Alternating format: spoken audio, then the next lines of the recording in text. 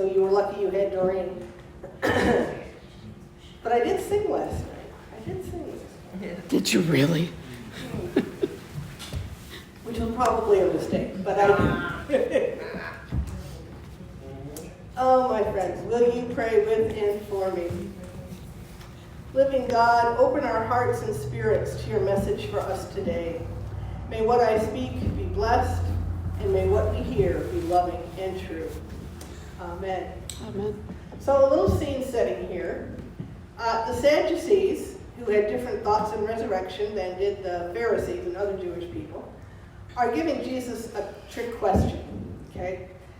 If he says that the widow will be married in the afterlife to the first husband, or the first man she married, then were the other marriages false or wrong?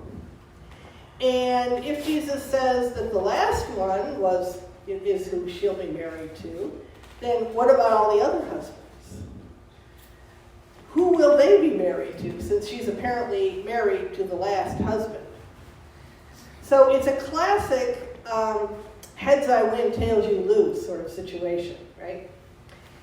Jesus is often in this situation of being asked impossible questions, and it's actually a very classic rabbinic technique.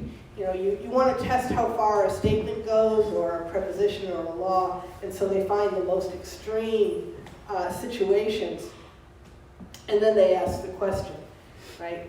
So it actually helps to focus the question to see the extreme, although the answer to that extreme question may or may not be realistic. But in this case, Jesus sidesteps the whole trap by redefining the terms of the question. There simply won't be marriage in the resurrection, he says. The question rests on a false premise. And then Jesus says that to God, everyone is alive, is living. For God, there is no death, and all times, by implication, are the present.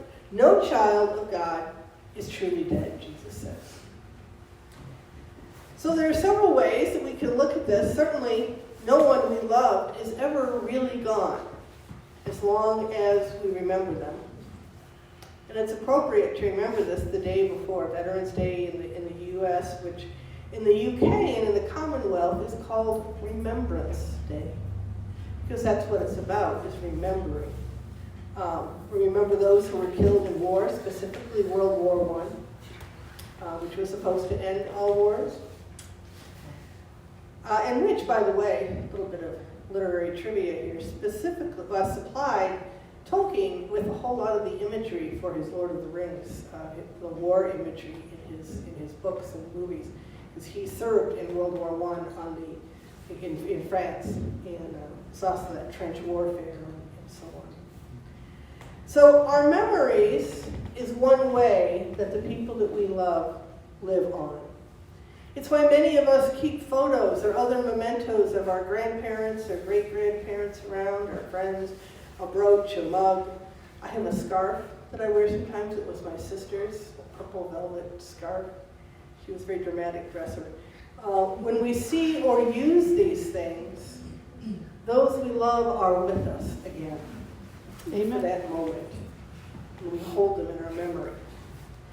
But we have families and friends and heroes beyond the last couple of generations, don't we? What about our great-great-grandparents? Or further back, for those of us whose families came to the U.S., or even further back, the ancestors we can't trace and don't know. And yet, they still have an effect on us, don't they? It may be our genes, whatever we inherited from them biologically, or it may be in terms of simply the fact that they came to the U.S. instead of staying wherever they were. It may be their thoughts or their writings for our spiritual or intellectual ancestors, people like Charles Darwin and John Wesley, George Fox, Martin Luther King Jr., Harvey Milk, so many more. And they live too. When we read them or talk about them or use their ideas and quote them and have movies about them, books, they're still living.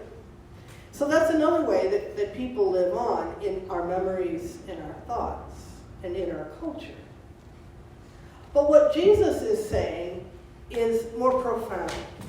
He's saying that for God, because God is eternal, there is no beginning and there is no end, so that everyone who has ever lived is still living with God because they are living in God's presence, because God's presence does not end.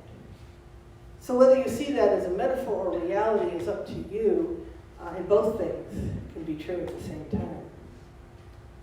So when I think of my sister, my stepfather, my niece, my grandmother, my friend Dan, I know that my memory is full of them.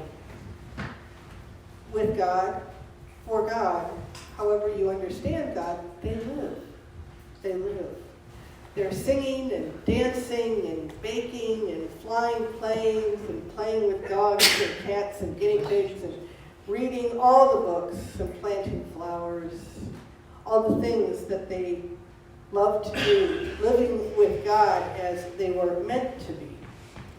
There's no marriage, perhaps, but each person is fully themselves with God for eternity. For God is the God of the living. In all God's names, amen. Amen.